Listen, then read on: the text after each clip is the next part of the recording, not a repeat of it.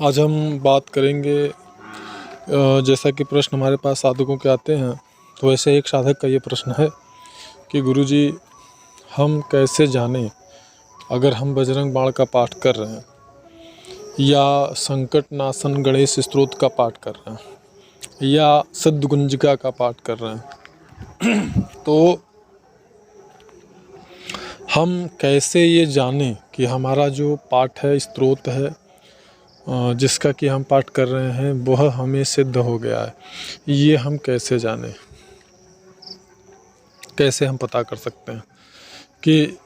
हमें यह स्तोत्र चालीसा जो भी है वो सिद्ध हो गया है, इसके बारे में बताएं।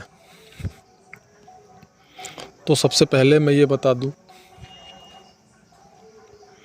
कि जैसे मान लीजिए, यहाँ पे मैं एक उदाहरण देकर के समझाना चाह रहा हूँ। बजरंग बाण की बात हम कर रहे हैं। सबसे पहले अगर किसी को किसी भी प्रकार की ऐसे व्यक्ति आपके आसपास में रहते हैं जो कि तंत्र बाधा से किसी भी प्रकार से परेशान हो, किसी भी प्रकार से अगर वो तंत्र बाधा से परेशान हैं, जैसे कि मान लीजिए उनके ऊपर सम्मोहन की क्रिया की गई है या उनके ऊपर किसी प्रकार का प्रेत पिशाच इत्यादि लगाया गया है, अथवा उनका मान लीजिए कोई दुकान है, कोई बिजनेस है, धंधा है, उसको बांध दिया गया है, अथवा आजकल तो तंत्र मंत्र की जो समस्या है घर घर में लोगों के पास होती है अक्सर करके। तो अगर आप लंबे समय से किसी स्रोत का चालीसा का पाठ करते आ रहे हैं सच्चे गुरु या मार्गदर्शक के मार्गदर्शन में, तो उसका एक निश्चित जाप संख्या होता है, जो कि अगर हम नॉर्मली देखें तो जो स्तोत्र होते हैं, चालीसा होते हैं, इनके जो जाप संख्या के पाठ होते हैं वह जो सबसे प्रारंभिक चरण का होता है 10,000 पाठ का होता है। इसी प्रकार से वो बढ़ता है आगे। तो अगर आपने ऐसी संख्याओं तक श्रद्धापूर्वक उसका पाठ कर लिया तो उसका प्रयोग आप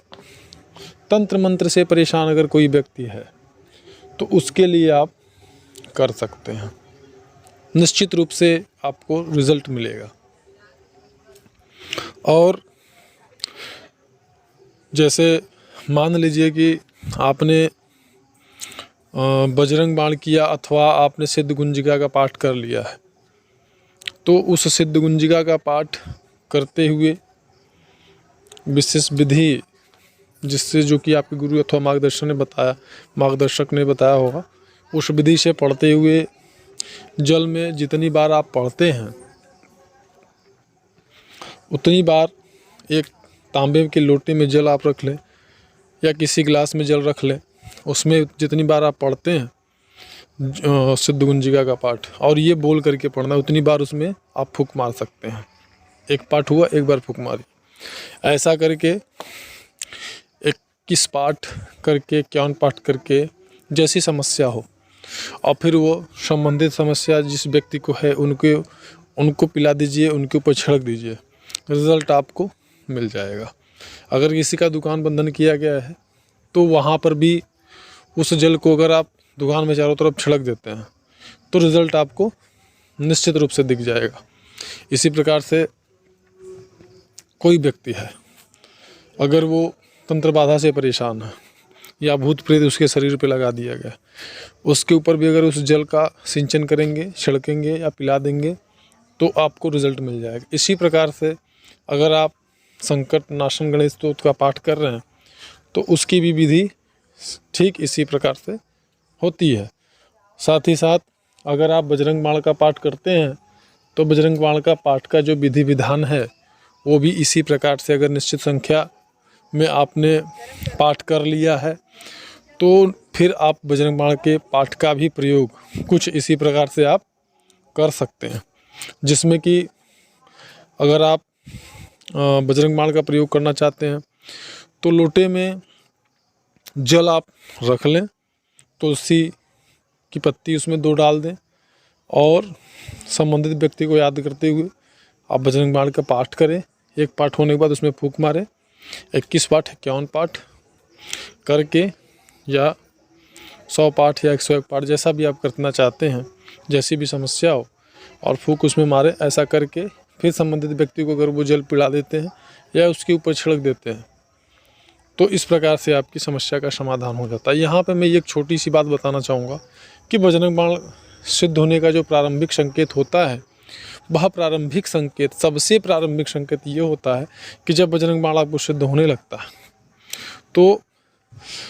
चाहे ध्यान में चाहे पाठ करते समय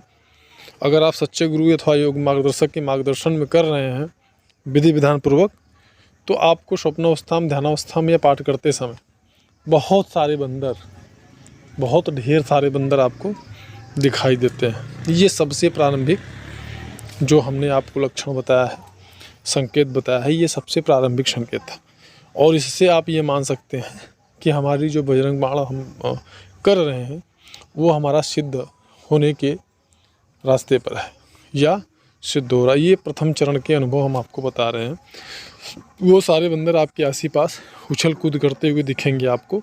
वो किसी प्रकार से आपको नुकसान नहीं पहुंचाते हैं। ये सबसे प्रारंभिक लक्षण होता है जो कि बजरंग बाण सिद्ध होने का एक विशेष लक्षण है कि आपका प्रथम चरण पूरा होने वाला है। इस प्रकार से अगर आपने 10,000, 21,000 या 1.25 लाख पाठ किया है तो निश्चित रूप से उसका प्रयोग, परीक्षण आप इस प्रकार से कर सकते हैं। और आने वाले वीडियोज़ में हम और विशेष प्रश्नों को लेकर के आएंगे जो कि गुरु मंत्र को